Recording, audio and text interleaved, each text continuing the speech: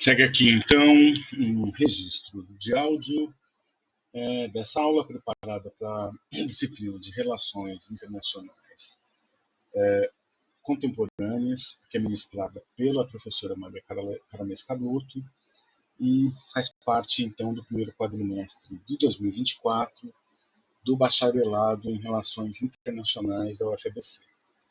Eu sou Dario Rodrigues da Silva, sou doutorando do Programa de Economia Política Mundial da UFABC, faço parte do estágio docente nessa disciplina e preparei a aula 3, que nós chamamos de Financiarização, a queda e a retomada da hegemonia da empresa estadunidense à frente do processo de acumulação capitalista. O conteúdo dessa aula está formado, então, por uma breve recuperação de conceitos da aula anterior.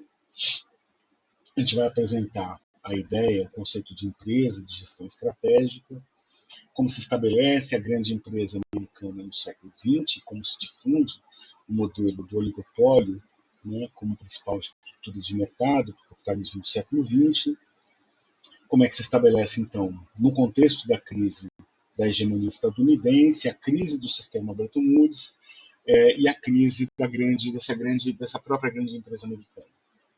Aí nós vamos apresentar o conceito de capital portador de juros e capital fictício para poder introduzir a ideia de financiarização e apresentar toda a discussão a respeito de conflitos de agência e a ideologia da maximização do valor da ação, para o surgimento desse novo regime de acumulação com predominância financeira. Com isso, a gente conclui a aula apresentando, então, esses elementos da retomada da hegemonia estadunidense, já nesse regime de acumulação financiarizado e de produção flexível.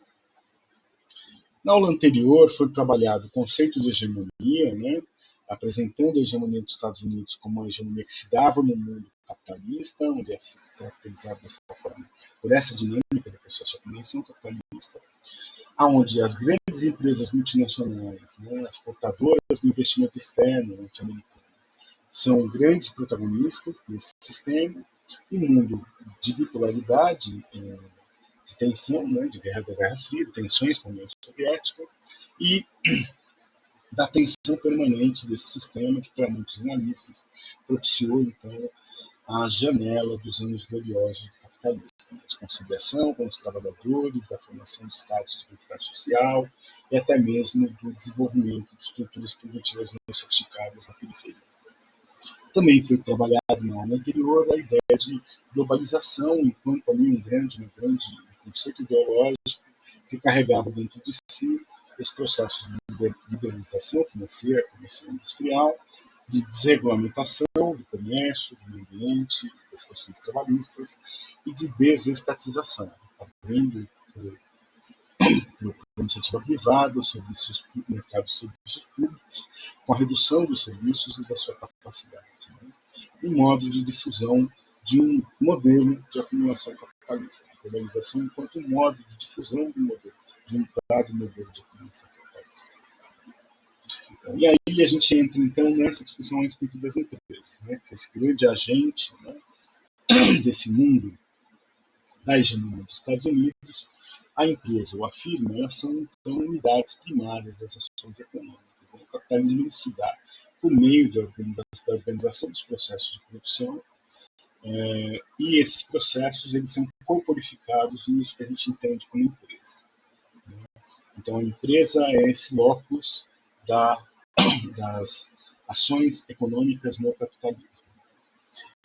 Após uma primeira fase de capitalismo, de desenvolvimento das indústrias, da Revolução Industrial Britânica, você tem um tipo de formato de empresa de propriedade pessoal, familiar, empresas não profissionalizadas, empresas verticalizadas e empresas que têm como objetivo apenas a sua maximização dos lucros. São empresas que a estrutura de propriedade não tem separação entre a propriedade e a gestão. Uma grande crise de produtividade no século XIX, que produziu uma tremenda devastação de destruição de capital, ela, na verdade, propiciou uma reorganização das firmas e se introduziu um conceito de gestão estratégica. Gestão estratégica no sentido de que a empresa não tem como objetivo mais apenas a maximização dos lucros. Ela busca rentabilidade, mas fundamentalmente ela busca poder de mercado. Ela busca manter posições de participação de mercado vantajosas que propiciem a ela lucros extraordinários. Não mais aquele lucro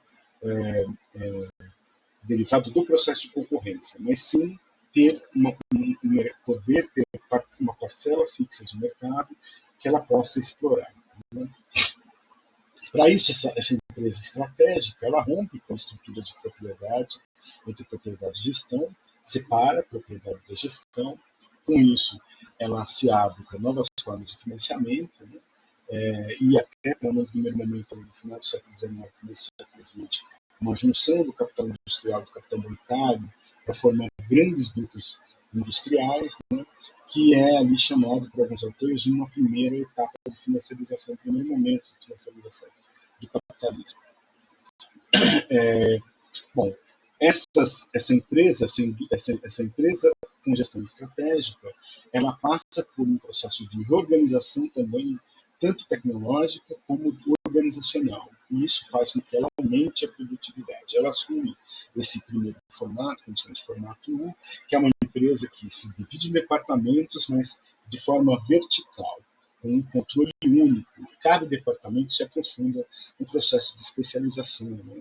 Como se fosse uma divisão interna do trabalho dentro da empresa, onde elas vão buscando um aumento de produtividade. Aumento de produtividade se reflete em capacidade de acumulação de capital. Então, esse aumento da capacidade de acumulação de capital permite que essa empresa já com visão estratégica, ela faça tanto o aumento da produção, o aumento da escala da produção, como um processo de diversificação de produtos, produzindo produtos diferentes, como de entrando em mercados diferentes, interagindo com outros territórios. Né? E esse processo de crescimento leva as empresas a adotarem um outro formato, um formato multidivisional, né? Chamado tipo M. A busca do processo de acumulação requer uma busca constante de novas oportunidades de investimento. Né? E o formato multidivisional permite que, se atuando em novos mercados e novos produtos, você possa se especializar nessas funções em cada divisão e possa, então, criar grandes conglomerados empresariais, né? Todos eles com um formato verticalizado, como se fossem quase firmas, representadas aqui na figura pelas cores, né? Mas todas fazendo parte de uma mesma empresa, mas com estruturas separadas, de desenvolvimento de produto, de manufatura e de marketing, vendas e distribuição. Nesse formato organizacional multidivisional, você tem uma total integração, mas você tem muito pouca flexibilidade. Mas nesse mundo, né, esse mundo do contexto, né, da hegemonia americana, é um mundo onde a produção se dá na forma da produção em massa, né, onde você tem uma combinação de fatores que formam essa grande empresa, né, a partir desse processo intenso de concentração de capital, dinamizado pelo incremento de produtos, incrementos de produtividade, incorporando aspectos de avanços organizacionais e tecnológicos. Né? A gente tem aqui a lógica dessa empresa, é a lógica da reprodução ampliada de capital. Você sempre tem dinheiro para comprar mercadorias, que produz mais dinheiro, que permite você comprar mais mercadorias, e assim por diante. Esse processo, ele necessita você ter uma estratégia muito específica de reter os lucros e reinvestir.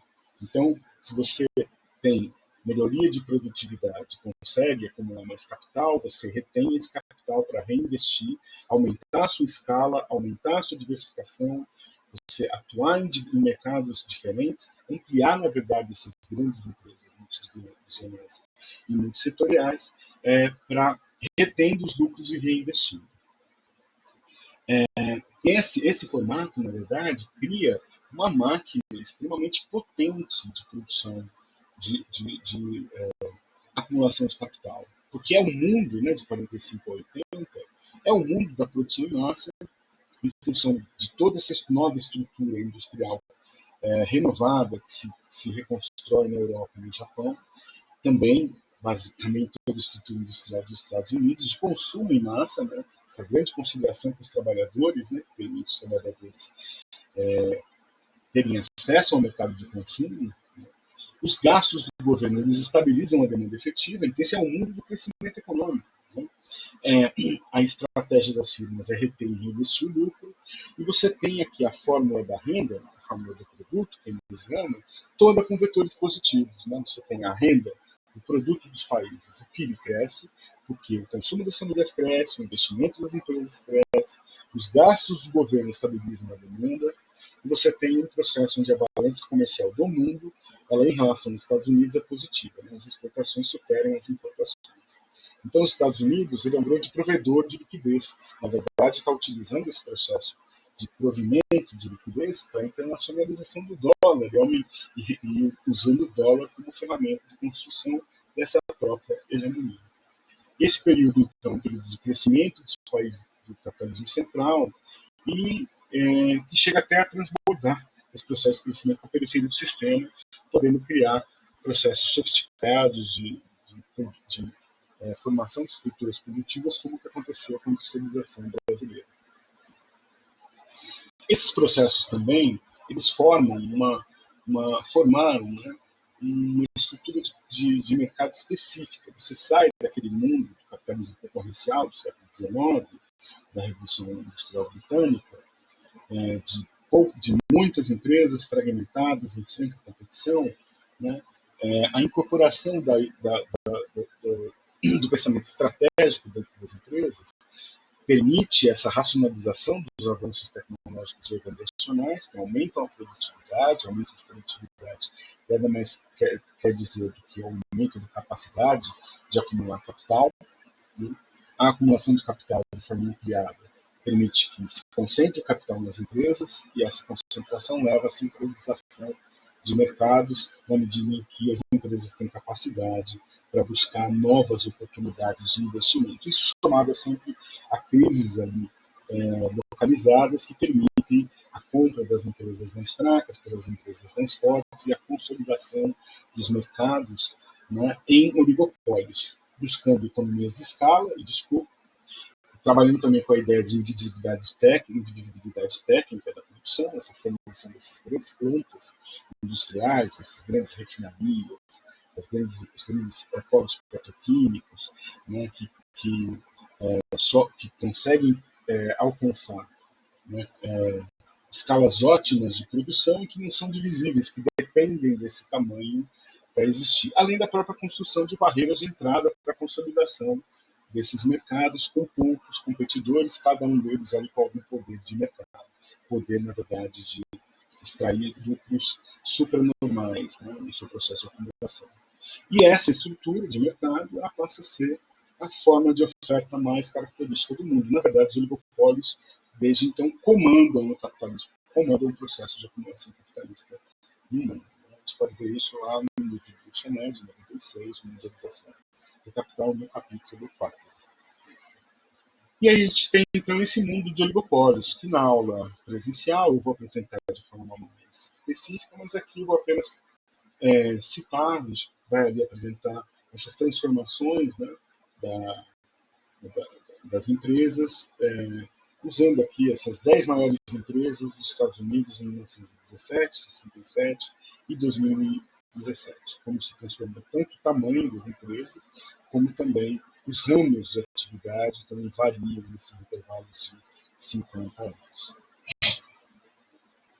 Mas esse período, então, todo, a partir dos anos 80, já na verdade, a partir dos anos 60, começam a dar sinais de crise. Então, a primeira crise é a própria crise do sistema monetário internacional de Bretton Woods, foi firmado lá pelos acordos de Bretton Woods no final da Segunda Guerra. E essa crise do sistema de Bretton Woods era muito bem caracterizada pelo famoso dilema de Triffin, né, do economista Robert Triffin, onde ele explicava e chegava a uma conclusão lógica bem simples, a ideia de que o sistema monetário de Bretton Woods, do padrão ouro, dólar, ele dependia da valorização, o padrão ouro, né, lastreando, o dólar lastreado em ouro, ele dependia, a valorização do dólar dependia de superávites externos dos Estados Unidos, porque apenas com os superávites um país poderia aumentar suas reservas de ouro, né, para poder emitir mais dinheiro com um lastro em ouro. Caso contrário, essa emissão faria com que a moeda se desvalorizasse. Para preservar o valor da moeda, a ampliação da liquidez depende, então, de um aumento do lastro em ouro, e isso só é possível por meio de superávites externos. Os Estados Unidos teriam que exportar mais do que importavam. Mas, ao mesmo tempo, a liquidez do sistema monetário internacional dependia, né, do qual dependia o comércio externo, dependia de déficits das contas externas dos Estados Unidos, porque apenas tendo acesso a mais dólares, que os outros países poderiam incrementar, né, tanto as suas importações como as suas exportações. Bom, então existia ali um dilema, né, porque o sistema dependia ao mesmo tempo de superávites e de déficits das contas externas americanas. E a saída é dada por meio dos déficits. Né? Os Estados Unidos começam a formar déficits ano após ano, garantindo a liquidez internacional, não interrompendo o processo de crescimento dos países capitalismo central, inclusive fazendo isso por fora do sistema multilateral, por fora do FMI, né? Fazendo isso por investimento direto e por abrir os seus mercados para esses produtos, né? Então assumindo déficits também comerciais. Né? A crise do sistema Bretton Woods, então, vem dessa dificuldade de sustentar a hierarquia tecnológica, política e militar dos Estados Unidos, que levava, então, a uma instabilidade do dólar como reserva de valor internacional. Existia um grande fluxo de excedente de capital, uma crise de superprodução de capital nos países como a Europa, do próprio Japão, né? E se questionava, então, com esse excedente de euros-dólares, se essa riqueza estaria protegida ou se o dólar acabaria se desvalorizando, então, criando ali uma grande destruição de riqueza acumulada. E a gestão macroeconômica dos Estados Unidos nos anos 60 apontava exatamente para isso.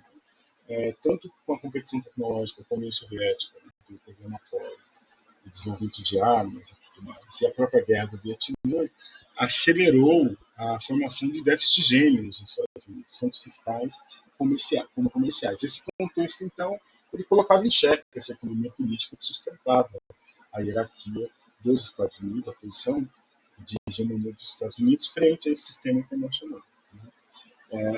Essa crise, né, do sistema monetário internacional, então, na verdade, era reflexo também da própria queda dos níveis de produtividade das empresas. Né? Então, olhando dentro das empresas, isso se refletiu como queda de níveis de produtividade, né? Queda de lucratividade, né? Excedentes de capitais, né? Sem oportunidades rentáveis em circuitos produtivos, principalmente nesse mercado de moedas. As empresas europeias têm dificuldades de encontrar espaço para a expansão dos seus negócios, dos seus circuitos produtivos. Já era um mundo que começava a ter, em função até dessa gestão macroeconômica, flutuações na demanda efetiva, que já passavam a se tornar difíceis de serem controladas pelos governos, na verdade, politicamente difíceis. Né? Os instrumentos para intervenções do tipo keynesiano se continuavam à minha disposição. O que mudava, na verdade, era esse contexto das empresas com queda de lucratividade. E também, né, esse aumento da concorrência intercapitalista acaba produzindo um questionamento nas formas de organização da produção, das estruturas de propriedade e até para um próprio esgotamento do ciclo tecnológico. Tá? A partir daí, então, essas empresas, principalmente lá nos países da Europa, na Suécia, na Alemanha e na Itália e também muito fortemente no Japão, passam a organizar suas estruturas, que são estruturas já renovadas de produção, estruturas frente comparadas às das empresas nos Estados Unidos, estruturas mais atualizadas, né, para mudar, então, o foco. O foco passa para a redução das estruturas internas de produção, um processo de downsizing, buscando economias externas. Então, são empresas que tentam organizar a retomada da sua produtividade por meio da reorganização da forma em que elas estabelecem e criam os seus vínculos de produção. Então, um primeiro elemento é o downsizing, a redução, a manutenção apenas daqueles elementos que dão o controle da empresa com relação ao negócio, reduzindo, fazendo um desinvestimento em áreas que poderiam ser, vamos dizer, estruturas de produção que poderiam ser compartilhadas, tá? Buscando economias externas, economias fora da fábrica. Esse processo, então, de economias externas, ele tem dois fundamentos, né? A terceirização. Então, vindo num processo de downsizing, você terceiriza, você dilui o risco produtivo por uma cadeia de fornecedores, desinvestindo uma estrutura que anteriormente era vertical, para uma estrutura de controle de extração de valor horizontalizada. E você aprofunda esse processo de terceirização, fazendo a internacionalização desse processo de terceirização, que é chamado de offshoring. Então, você explora espaços globais de competição na busca por economias externas. Está se buscando aqui redução de custos, né? Redução de custos em cada uma das etapas do processo de produção. Então, essa busca para a extração de economias externas, ela parte do controle dos elementos-chave do processo de produção. A empresa tem que ter esse controle formal, né? Tem que ter isso, um domínio completo desses elementos-chave do processo de produção, para aí sim passar por um processo de desinvestimento, né, desverticalização, mandando para fora, inicialmente para fora da fábrica e depois para fora do país, então por outsourcing e por offshoring, essas etapas de produção que podem produzir economias externas. Esse movimento, né, feito no conjunto das indústrias, ele cria então um novo modo de produção, um modo de produção em rede modular, e forma as chamadas cadeias globais de valor, né, que culmina então com a maior a possibilidade de extração de economias externas possíveis. Na verdade, levando esse processo ao extremo, né? Então, se sai daquele processo integrado, as empresas líderes, elas retêm apenas os elementos-chave para o controle, né, do seu negócio, que é o P&D, o design, o marketing, as vendas e a distribuição, e o mercado consumidor final. E algumas empresas ainda terceirizam o P&D design, terceirizam também funções de marketing, de venda e distribuição, e controlam muitas vezes até um elemento que a professora Maria sempre trabalha com muita proficiência, que é a própria questão da gestão do conhecimento, né?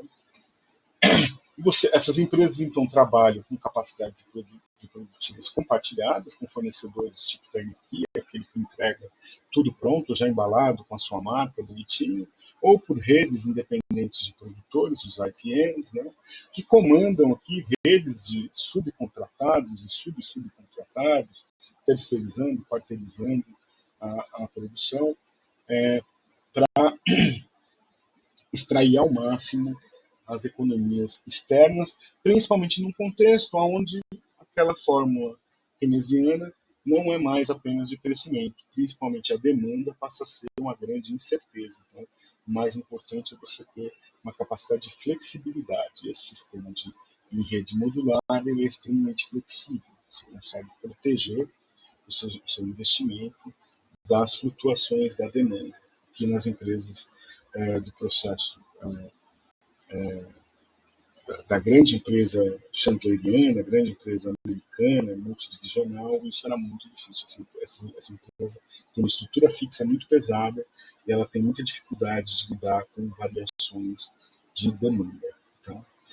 A gente vai entrar agora na estrutura de propriedade, mas por uma questão aqui de comprimento de capacidade dual,